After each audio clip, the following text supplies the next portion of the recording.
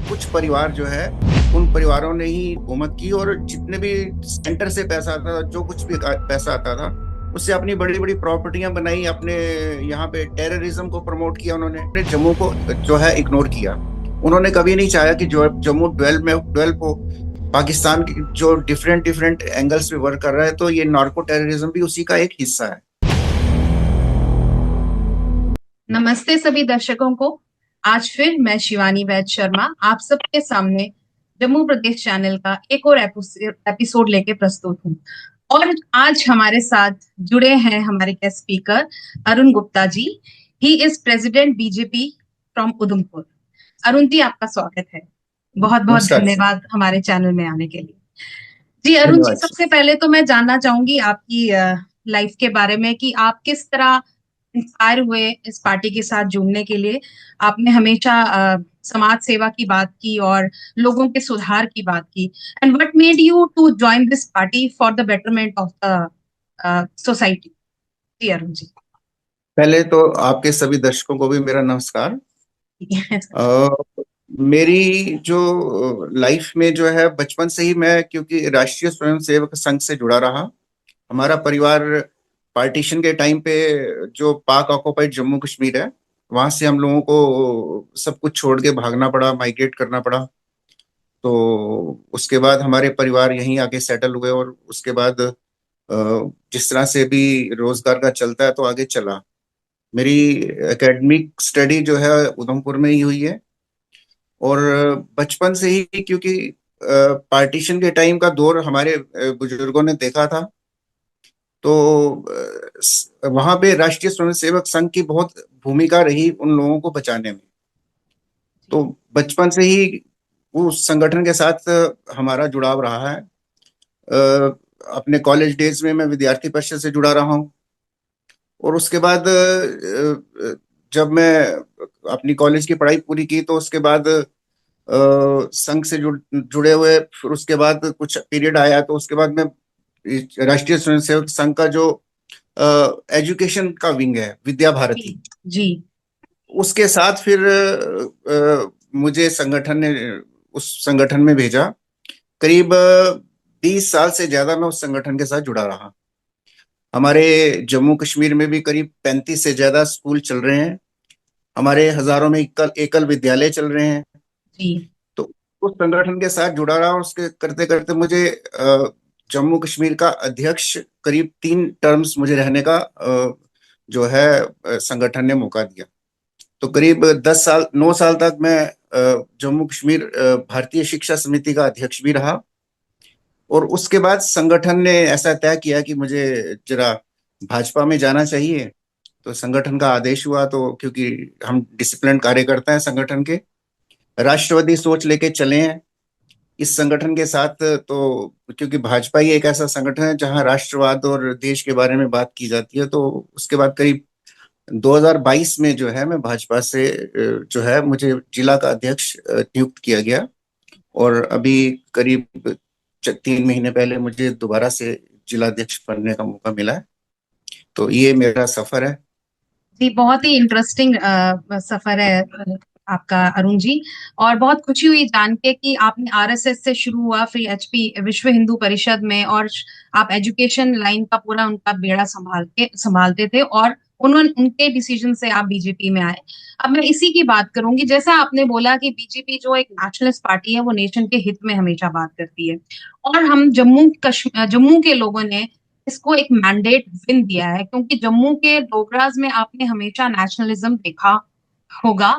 और इसी के साथ हम जब कॉन्टेररी बात करें कश्मीर की, तो हमेशा जम्मू वर्सेस कश्मीर जो है, ये हमेशा हिस्ट्री में भी रहा है, और अभी प्रेजेंट सिचुएशन में भी ये सबने देखा है। चाहे वो अभी असेंबली में था या हम इलेक्शंस में देखें, तो उनकी जो मैंडेट विन वो जिस सरकार के लिए रही, और इस जम्मू की मैंडेट जो वोटिंग थी वो दूसरे सरकार के लिए रही। तो क्या ये हमेशा ही जम्मू वर्सेस कश्मीर जो है अरुण जी, वो बना रहेगा फ्यूचर में भी? तो अगर बना रहेगा तो उसका क्या सॉल्यूशन जो है वो सरकार के पास है, और क्या आगे सोच लेके हमारी ये गवर्नमेंट जो है वो चल रही है? मतलब किस तरह इसको जो है रिजॉल्व किया जाएगा जम्मू वर्सेस कश्मीर? देखिए, इसके बारे में जो अभी रिसेंट इलेक्शन हुआ है उसमें इस तरह का ध्रुवीकरण हुआ है।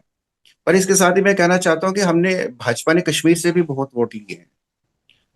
इस बार जो है भाजपा ने डेवलपमेंट के मुद्दे पे 370 जब हटाई, उसके बाद में उसके पीरियड के में जो जो डेवलपमेंट्स हमारे जम्मू कश्मीर में हुई हैं, और जी जो थ्री टायर सिस्टम यहाँ पे लगा, पंचायत राज, पंचायत के चुनाव हुए, डीडीसी वीडीसी के चुनाव हुए, और गांव तक हमारी डेवलपमेंट पहुंची है।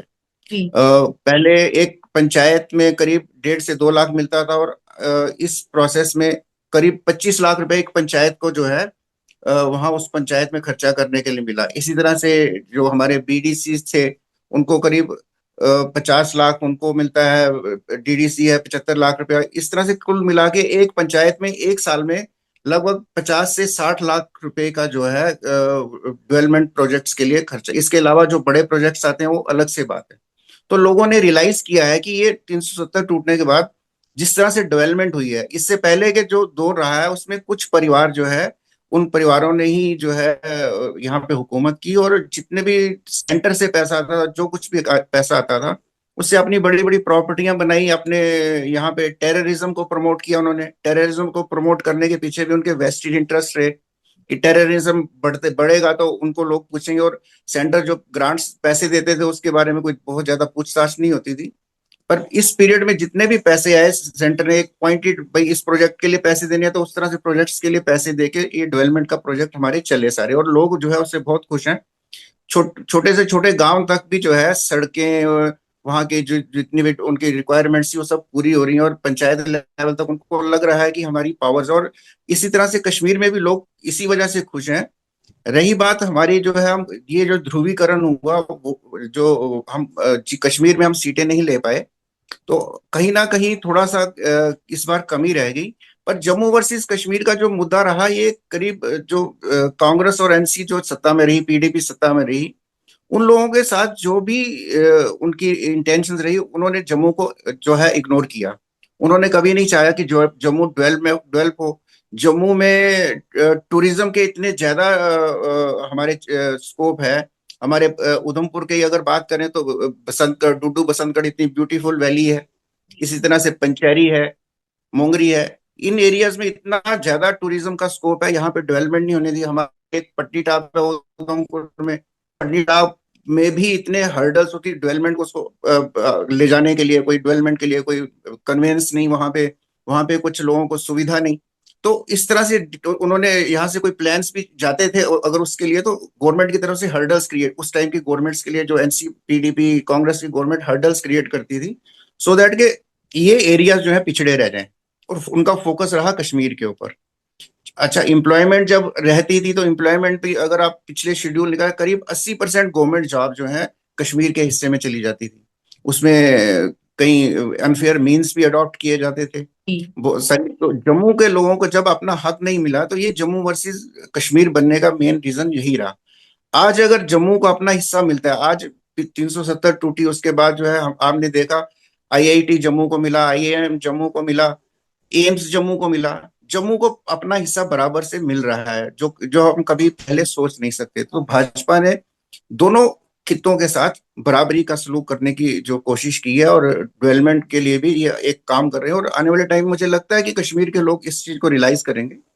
जी जी अरुण जी, बिल्कुल। अरुण जी, जैसे 370 हटा, जैसे कि आपने बोला, उसके बाद जिस तरह की डेवलपमेंट्स हुई और जम्मू को कहीं ना कहीं उसका हक जो है वो मिल रहा है, और आने वाले टाइम में कश्मीर के लोग ये रियलाइज करेंगे। एट द सेम टाइम अभी कल के न्यूज़पेपर में बहुत ज्यादा उसका जिक्र हुआ है, और हमने सुना भी है न्यूज में, एएस दौलत जी ने अपनी बुक में ये बात लिखी है, जिसके आफ्टर बिकमिंग सीएम, या एनसी की सरकार, एनसी पार्टी ने जब अपना एजेंडा बिफोर इलेक्शंस रखा था, तो उन्होंने कहीं ना कहीं ये स्टेटहुड की बात की थी, और 370 जो हट गया उसको रिवाइव करने की बात की थी। लेकिन जब अब एक कॉन्ट्रडिक्टरी चीज जो सामने आ रही है, एएस दौलत खान के दौलत जी के सॉरी बुक में, उन्होंने ये मेंशन किया है कि जो अब्दुल्ला थे वो कहीं ना कहीं फेवरिज्म, इस चीज को सपोर्ट करते थे, एब्रोगेशन 370 को।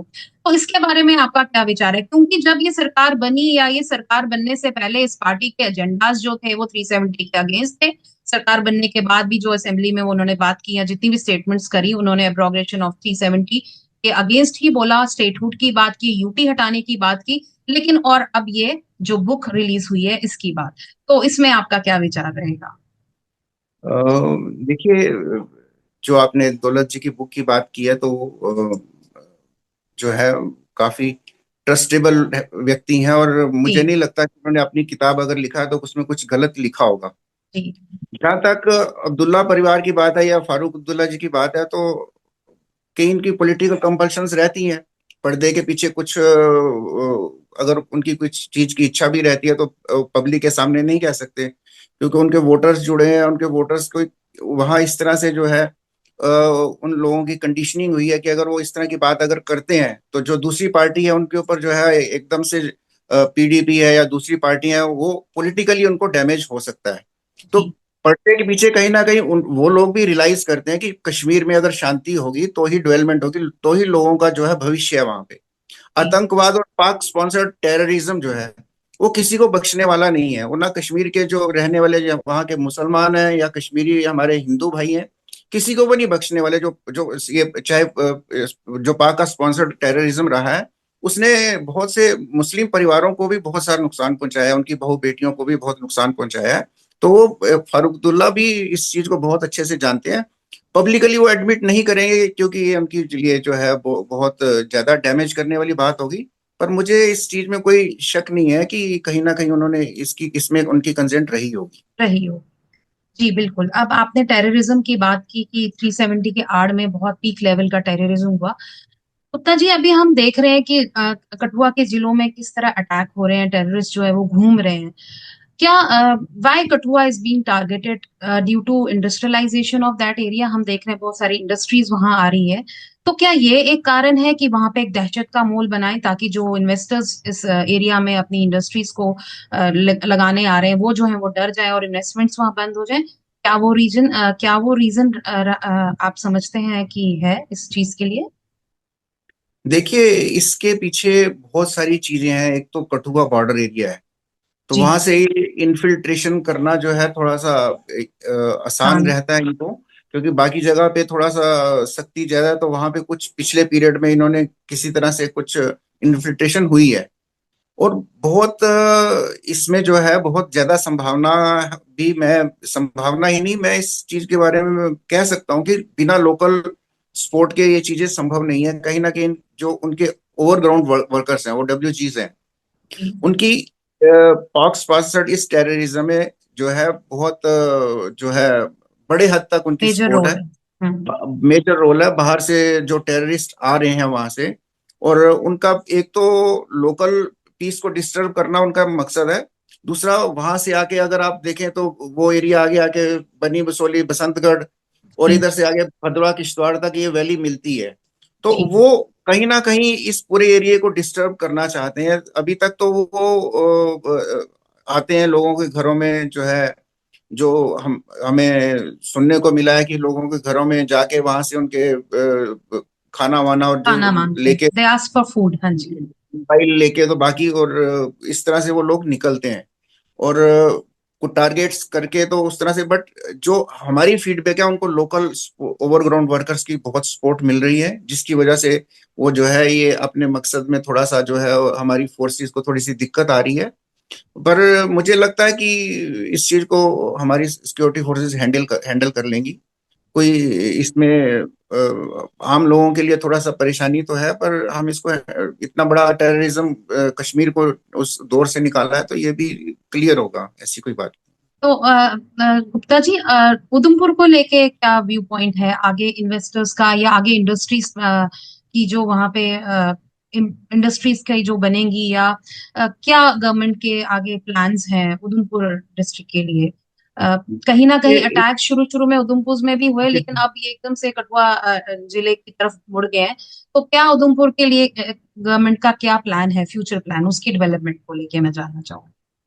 देखिए, हमारे उधमपुर से हमारे चारों एमएलए हम उधमपुर डिस्ट्रिक्ट से हमारे बीजेपी से जीते हैं। हमारे एमपी जो हैं केंद्र में मंत्री हैं डॉक्टर जितेंद्र सिंह जी। जी बहुत एफर्ट्स उनकी रहती हैं डॉक्टर साहब की कि उधमपुर के लिए बहुत चिंतित रहते हैं।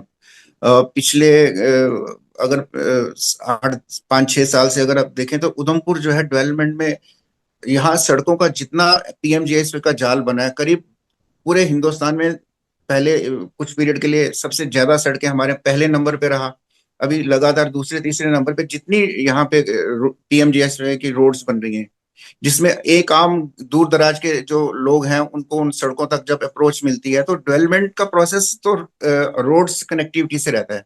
जी तो बिल्कुल। रोड का सबसे बड़ा जाल उधमपुर में डॉक्टर जितेंद्र सिंह जी जो हमारे केंद्रीय मंत्री हैं, उनकी अगुवाई में, उनकी सपोर्ट से। मेहनत से, उनकी एफर्ट से हो रहा है। जी। उन्होंने और भी जितने भी, आज जैसे आप कहें उधमपुर में वंदे भारत ट्रेन थी तो उधमपुर में स्टॉपेज नहीं था, तो उन्होंने एफर्ट्स की उधमपुर में वंदे भारत ट्रेन का स्टॉपेज हमारे अप्रूव जो किया रेलवे जी। मिनिस्टर थे उनसे करा। जी। काफी हमारे जो सारे एमएलएज हैं, जो हमारे केंद्रीय मंत्री हैं, पब्लिक के लिए काम दिन रात लगे हुए हैं। रही बात यहाँ पे फर्दर स्कोप की, तो यहाँ पे बहुत से फोरम हमारे जो बाहर से भी जो आके हमारे से जब बात होती है, कुछ गवर्नमेंट लेवल पे आ रहे हैं, कुछ एनजीओ लेवल पे आ रहे हैं। एक लीड संस्थान है, अ, उनके रेप्स जो है बाहर से इंडस्ट्रियलिस्ट आते हैं, तो यहाँ पे हमने उनको सजेस्ट किया है कि टूरिज्म का बहुत स्कोप है हमारे यहाँ पे। जी। हमारे उधमपुर में टूरिज्म का बहुत स्कोप है, इसमें हमें लोगों को लोकल एम्प्लॉयमेंट मिल सकती है। फिर उसके बाद यहाँ पे एजुकेशनल हब्स बन सकते हैं। एजुकेशन, क्योंकि क्लाइमेटिकली हमारा सनस ये वाला एरिया, अपना सुधमा वाला एरिया, मानतलाई वाला एरिया है, तो एजुकेशन के लिए बहुत अच्छा है। इन एरियाज में एजुकेशन हब ये बना सकते हैं, आईटी हब बना सकते हैं यहाँ पे। तो हम सजेस्ट कर रहे हैं, और हमारी सजेशन कहीं ना कहीं लगता है कि आने वाले टाइम में कंसीडर जो है होगी। इसको मेच्योर भी होगी, ग्राउंड के ऊपर जो है इसके रिजल्ट भी निकलेंगे। जी। अ, अरुण जी, आपने ओजीडब्ल्यू की बात की थी, उसके साथ साथ नार्को टेररिज्म की हम बात करेंगे। आजकल नार्को टेररिज्म जो वो पीक पे है, तो ये विजयपुर, सांबा, कठुआ में देखा जाए तो ड्रग्स का एक वेब जैसा बना हुआ है और बहुत सा यूथ इन्वॉल्व है इसके इसमें। और मतलब इसको गवर्नमेंट जो किस तरह से रोकने के लिए क्या एक्शंस प्लान कर रही है, और उधमपुर में जो है नार्को टेररिज्म को लेके क्या स्टेटस है राइट नाउ? बिकॉज मुझे ज्यादा जानकारी कठुआ विजयपुर एरिया से है, क्योंकि पंजाब के साथ इनका बॉर्डर लगता है, तो वहां से जो है ये टेररिज्म बहुत ज्यादा इस तरफ स्प्रेड हो रहा है। तो क्या उधमपुर तक भी इसकी इतनी जो है टचेस जो है वो स्ट्रांग है, या अभी उधमपुर का यूथ जो है इन चीजों से बचा हुआ है, और सरकार के इसके प्रति क्या एक्शन प्लान्स है? प्लीज थोड़ा सा रोशनी डालिएगा। ये जो नार्को टेररिज्म और ये ड्रग्स का विषय है, बहुत चिंताजनक विषय है हमारे लिए। और पहले हमारा जम्मू कश्मीर, खास तौर पे जम्मू का रीजन जो है इस चीज से बचा हुआ था, पर पिछले कुछ समय से ड्रग्स की जो मीनेस है इसने तो बहुत ज्यादा यूथ को भी लपेट में लिया है, और उसके साथ जो है उनकी फैमिलीज जब अफेक्टेड होती हैं सारी, तो ये बहुत डिस्टर्बिंग विषय है। और मैं अगर इसको कहीं ना कहीं बताऊं कि जो टेररिज्म, जनरल टेररिज्म है, पाकिस्तान की जो डिफरेंट डिफरेंट एंगल्स पे वर्क कर रहा है, तो ये नार्को टेररिज्म भी उसी का एक हिस्सा है। जी। इसको हम उससे अलग करके नहीं देख सकते। जी। इसके साथ ही बहुत सारे कुछ इश्यूज आते हैं उसमें। बोवाइन स्मगलिंग का इशू भी रहता है। तो ये कहीं ना कहीं इन सब लोगों की कड़ी आपस में जुड़ी रहती है। अगर ये हमारी इंटेलिजेंस एजेंसीज, हमारे सिक्योरिटी फोर्सेस, हमारे जो पुलिस एजेंसीज हैं, ये अगर मिलके काम करें, मुझे लगता है कि अगर कोऑर्डिनेशन से सब करें, तो ये सारा कुछ इनको लगेगा कि इनके पीछे वही पाकिस्तान स्पॉन्सर्ड ये सारी चीजें हैं। ड्रग्स का बिजनेस भी वहीं से शुरू हो रहा है, और वहां से हमारे छोटे छोटे बच्चों को जो है इसके ऊपर इम्पैक्ट डाल रहा है। हमारा उधमपुर भी इससे बचा हुआ नहीं है। उधमपुर में भी हमारे कई यूथ, छोटे छोटे बच्चे, 15, 18, 20 साल के बच्चे जो हैं, 22 साल के बच्चे जो हैं, उन्होंने अपनी जानें दी हैं, उनके परिवार यहाँ से तबाह हुए हैं। और वो जो हमने वो दुख लोगों के देखे हैं किस तरह से होता है। और मेरा ये मानना है कि ये कहीं ना कहीं पे सरकार इसके ऊपर वर्क कर रही है। पीछे हमने देखा है, कल विजयपुर में भी इस तरह से जो है कुछ एरिया जो इसके लिए बदनाम था, वहां पे सरकार, हमारी एजेंसीज ने उसके ऊपर एक्शन भी लिया, वो सारा। तो गवर्नमेंट इसके ऊपर बड़ी सीरियस है, हमारी एजेंसी इसके ऊपर सीरियस है, हमारी सोशल, हमारे बहुत सी एनजीओज हैं जो इसके ऊपर काम कर रही हैं। और सब कोऑर्डिनेशन से सबकी कोशिश ये है कि इस चीज को किसी भी तरह से हमें खत्म करना है। ये हमारी आने वाली जनरेशंस के लिए भी बहुत चिंता का विषय है। और जो बच्चे अफेक्टेड हो जाते हैं उनका पूरा पूरा उनकी जिंदगी तो तबाह होती है, उनके साथ उनके परिवार भी तबाह हो जाते हैं। तो बिल्कुल किसी भी अरुण तरह जी, से अब ये हमने अच्छा। देखा था पिछले दिनों एक पुलिस पे अटैक किया गया, वो ड्रग ट्रेडर्स के द्वारा ही किया गया। मतलब इतना बड़ा जबरदस्त माफिया रहा है।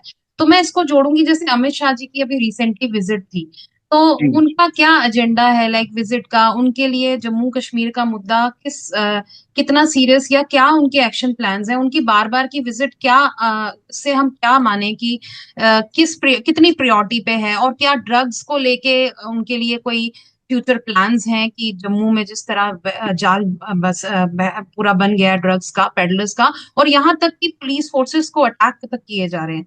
तो मैं थोड़ा सा इन अमित शाह जी की विजिट के साथ इस मुद्दे को जोड़ना चाहूंगी। आप थोड़ा बताइए इसके बारे में। जी, मैं आपसे ये निवेदन करना चाहता हूँ कि अमित शाह जी, मोदी, हमारे प्रधानमंत्री नरेंद्र मोदी जी और जितने भी हमारा शीर्ष नेतृत्व है, इस बारे में हमेशा ही चिंतित रहा है। जम्मू कश्मीर सदैव उनकी प्रायोरिटी पे रहा है। जी। यहाँ पे कुछ भी बात होती है तो उनका उनका चिंतित होना स्वाभाविक है। तो जब पीछे हमारे टेररिस्ट ने अटैक किया, तो उसके बाद ही केंद्र की तरफ से ये पहले हमारे पार्टी के नेताओं के साथ भी हम माननीय गृह मंत्री जी ने मीटिंग की, उनसे सारा ब्रीफिंग ली, हमारे एमएलए के साथ मीटिंग ली। और ये सारी चीज के बाद उन्होंने जो है उस एरिया का विजिट किया। और इसमें दोनों चीजें थी, जो हमारे जो टेररिस्ट ने हमारे जवानों के ऊपर अटैक किया, उससे कुछ हमारे जवान शहीद हुए, बिल्कुल। टेररिस्ट भी मरे, पर हमारे जवानों की कीमत, जान की कीमत हमारे लिए बहुत ज्यादा है। तो उसके उसके लिए भी वो स्वयं उसका जायजा लेने आए थे।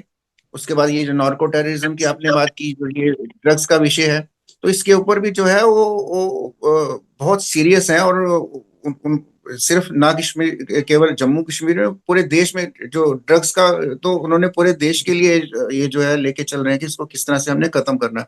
और विशेषकर जम्मू और कश्मीर के लिए हमारे अमित शाह जी जिस तरह से भी टेररिज्म पाकिस्तान स्पॉन्सर कर रहा है, और हमारी सरकार बहुत सख्त है, गृह मंत्रालय बहुत सख्त है।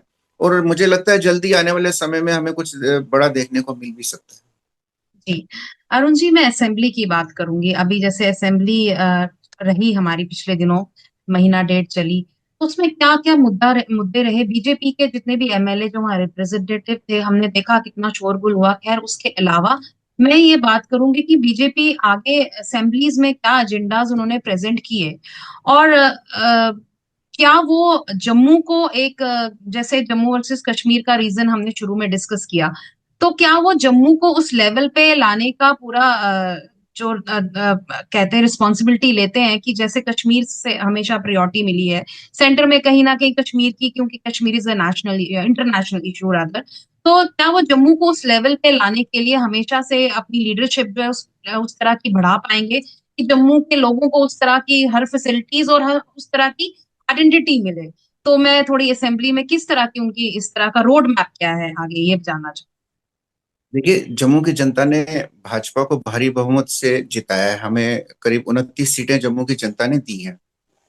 तो हमारे जो एजेंडे पे जम्मू की डेवलपमेंट, जम्मू के लोगों की भलाई, जम्मू की लोगों के जो एम्प्लॉयमेंट का इश्यूज है, दूसरे इश्यूज हैं, हेल्थ इश्यूज हैं, एजुकेशन के इश्यूज हैं, वो तो प्रायोरिटी पे हमेशा रहेंगे ही रहेंगे। आईआईटी में एजुकेशन, अच्छी एजुकेशन के लिए आईआईटी आईआईएम बने, हेल्थ के लिए जो एम्स बने, मेडिकल कॉलेजेस, उधमपुर में मेडिकल कॉलेज बन रहा है, डोडा में मेडिकल कॉलेज बन रहा है। तो इस तरह से जो है जम्मू तो प्रायोरिटी पे, भाजपा की प्रायोरिटी पे रहेगा, क्योंकि जम्मू के लोगों ने हमारे पे विश्वास जताया है। तो इसमें जो असेंबली में भी हर दिन हमारे विधायकों ने जम्मू से जुड़े हुए मुद्दों को उठाया, चाहे वो डेली वेजर्स का मुद्दा है, चाहे वो कोई दूसरे मुद्दे हैं, चाहे एम्प्लॉयमेंट का मुद्दा है। हर मुद्दे के ऊपर हमारे जम्मू के विधायकों ने वहां पे बात की है। वहां पे कुछ इस तरह का इम्प्रेशन देने की कोशिश की कि जिस तरह से एक विधायक है डोडा से, मैं उनका नाम नहीं लेना चाहता, पर जिस तरह से उन्होंने वहां पे एक बड़ा लैंग्वेज, अनसिविलाइज सा जो वहां पे जो अनसिविलाइज उन्होंने मैं रवैया यही दिखाया। कहना चाहता हूँ कुछ वर्ड्स, क्योंकि हम लोग कुछ मर्यादा से बंधे रहते हैं, तो वैसे वर्ड्स हम यूज नहीं कर सकते। तो बड़ा अनसिविलाइज सा उसने जो है बिहेव वहां पे किया, उसने उकसाने का काम किया वहां पे। जी। शायद उनका मकसद लाइमलाइट में आना रहा हो, कुछ मीडिया ने भी उनको हाइप बड़ी दी। जी पर उससे हुआ क्या, मिला क्या हमें? उन्होंने लगातार शोर मचा के असेंबली के सेशंस को डिबेट नहीं होने दी, जो पब्लिक के इश्यूज है उनके ऊपर बात नहीं होने दी। और एनसीबी कहीं ना कहीं यही चाहती थी कि भाई पब्लिक के मुद्दों पे बात ना हो। उन्होंने जो प्रोमिस किए थे, वो प्रोमिस उनको पता है कि हमने गलत ऐसे प्रोमिस कर दिए जो ग्राउंड के ऊपर पूरे नहीं कर सकते हैं। जी तो वो हाइपोथेटिकल जो उन्होंने जो बातें कि उन्होंने कहा किसी तरह से ये असेंबली जो है इसी तरह से निकल जाएगी तो हम यहाँ से बच के निकल जाएंगे। और कहीं ना कहीं इसके लिए एनसी और जो वहाँ स्पीकर है हमारे, वो भी रिस्पॉन्सिबल है कि उन्होंने एक ही व्यक्ति को इतना ज्यादा टाइम भी दिया और इस तरह से उसको ये इस तरह से वहाँ सिचुएशन क्रिएट करने दी कि उसने रिलीजियस अटैक भी किए, हिंदू जी आइडेंटिटी के ऊपर उन्होंने अटैक किए। और जिस तरह से उन्होंने बोला, उन्होंने किसी एक पार्टी को टारगेट नहीं किया, उन्होंने पूरे एक कम्युनिटी को टारगेट कम्युनिटी किया। को टारगेट किया। तो उससे वो उनकी इंटेंशंस बताती है कि वो चाहते क्या हैं, कि वो किस सस्ती पॉपुलैरिटी लेना चाहते हैं, वो दिनों रातों रात जो है मशहूर होना चाहते हैं। और जो लोग हैं, लोगों को भी कहीं ना कहीं शिकायत मुझे उन लोगों से भी है जो पीछे से उनको जो है थोड़ी सी हाइप दी उनको इतनी ज्यादा। भाई इससे निकलेगा क्या? आप शोर मचा के तो सोल्यूशन नहीं। क्या कोई एक भी बता दें कि इस उनके शोर मचाने से ये सोल्यूशन हुआ इस चीज का? उल्टा जो हमारे एमएलए वहां पे क्वेश्चन रेज कर रहे थे, जो बातें कर रहे थे, कहीं ना कहीं वो सोल्यूशन की तरफ जा रही थी। तो कुछ ना कुछ वहां से सोल्यूशन निकलता, लोगों की भलाई के काम होते, तो वो नहीं हो पाए। इसका हमें खेद है। और हम उम्मीद करते हैं कि अगली बार जब असेंबली लगे तो स्पीकर साहब थोड़ा सा अच्छे से थोड़ा सा हैंडल करेंगे असेंबली को। अरुण जी बिल्कुल आपने सही कहा, जो बिना नाम लिए सब उनको जानते हैं। तो क्या एक तो मेरा सवाल ये है कि क्या वो, ऑफ कोर्स उन्होंने असेंबली को प्रोडक्टिव वे में बाहर नहीं आने दिया, बहुत ज्यादा इलॉजिकल बातें हुई और केओस क्रिएट किया।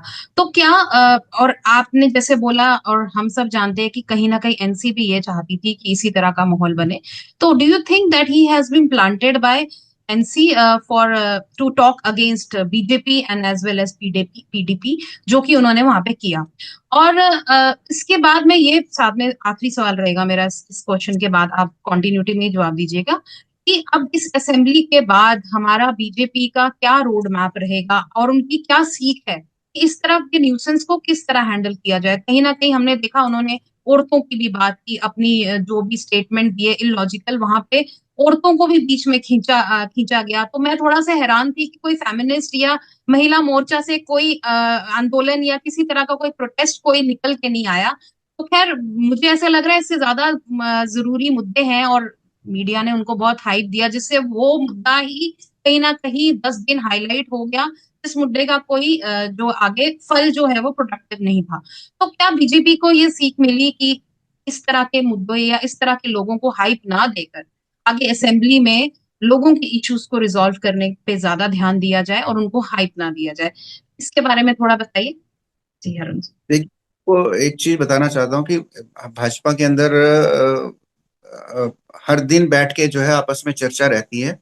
हमारे प्रदेश अध्यक्ष माननीय सत शर्मा जी, उनके साथ हमारे संगठन मंत्री माननीय अशोक कोल जी, तो इन सब के साथ बैठ के ये रेगुलर ये चर्चा रहती है। जब असेंबली लग भी रही थी तब भी इनके साथ विधायकों के साथ उनका बैठना रहता था, इन चीजों के ऊपर चर्चा होती थी। हमारे राष्ट्रीय महामंत्री आदरणीय तरुण चुग जी, वो जी इसको जी लगातार मॉनिटर करते रहते हैं। और हमारे होम मिनिस्टर और प्रधानमंत्री तो हमेशा इस चीज को, खास तौर पे जम्मू कश्मीर की जब भी डेवलपमेंट होती है उसको मॉनिटर करते हैं रेगुलर। तो ये जो भी विषय जो भी हुआ, इसके ऊपर प्रॉपर पार्टी के अंदर प्रॉपर डेलिब्रेशन चल रही है। और आगे इन चीजों को, इस तरह की चीजों को किस तरह से हैंडल करना है ताकि जो है हम पब्लिक के काम कर सकें, जो पब्लिक ने जिस चीज के लिए हमें चुना है उनके दुख सुख जो है उनको उनमें काम आ सकें, और जम्मू कश्मीर को जो है एक अच्छे तरीके से जो है दुनिया के नक्शे पे ला सकें। उसके लिए काम करते मैं आपके ध्यान में लाना चाहता हूँ कि हमारे जितने भी विधायक हैं, अगर आप ग्राउंड के ऊपर देखेंगे, कभी आपको घर बैठे नहीं मिलेंगे। जी। वो टाइम जनता के किसी ना किसी, अगर वो उद्घाटन भी कर रहे हैं तो जनता के काम का उद्घाटन कर रहे हैं, कोई अपने घर का उद्घाटन नहीं कर रहे हैं। सही कोई कहा। सड़क का कर रहे हैं तो पब्लिक के इश्यूज हैं वो सारे। जितने भी हमारे विधायक हैं, 28, आज 28 के 28 विधायक, अनफॉर्चुनेटली एक हमारे विधायक जो है नहीं रहे, तो 28 के 28 विधायकों को आप पब्लिक लाइफ में देखें, वो रात के 12-12, 1-1 बजे तक जो है पब्लिक डोमेन में रहते हैं, उनके काम कर रहे हैं, उनके घरों में तांता लगा हुआ है लोगों का, उनकी समस्याएं सुलझा रहे हैं। तो ये एक नैरेटिव क्रिएट करने का कुछ ग्रुप जो एंटी बीजेपी ग्रुप है, कोई एंटी जो लोग जो चलते रहे हैं हमेशा, जी उनको ये डाइजेस्ट हो रहा है कि किस तरह से ये लोग लोगों के बीच में जाते हैं, उनका काम कर रहे हैं, सब कुछ कर रहे हैं, तो वो किसी ना किसी तरह से कीचड़ उछालना चाहते हैं, जो मुझे लगता है कि इसका भाजपा सक्षम है कि इनका जवाब हम दे ग्राउंड के काम करके देंगे। बिल्कुल।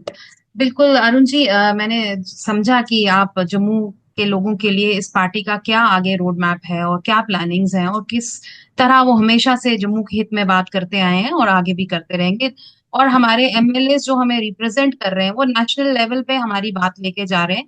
और प्रधानमंत्री जी और अमित शाह जी का हमेशा से जम्मू कश्मीर के लोगों के प्रति जो रुझाव है और उनकी डेवलपमेंट के लिए जो बात है, तो इसी के साथ मैं इस डिस्कशन को यहाँ ही अंत एंड करूंगी अरुण जी। और फ्यूचर में मैं दोबारा से आपके साथ जुड़ूंगी और कुछ ऐसे मुद्दों पे बात करना चाहूंगी जो जम्मू के यूथ के लिए, उनकी बेटरमेंट के लिए जो है बहुत जरूरी है। और उसको नेशनल लेवल के लोगों के साथ लोगों तक पहुंचाना जो है वो भी बहुत आवश्यक है। और हमारे साथ जुड़ने के लिए अरुण जी बहुत बहुत शुक्रिया आपका। आपका बहुत बहुत धन्यवाद। धन्यवाद। धन्यवाद। नमस्कार।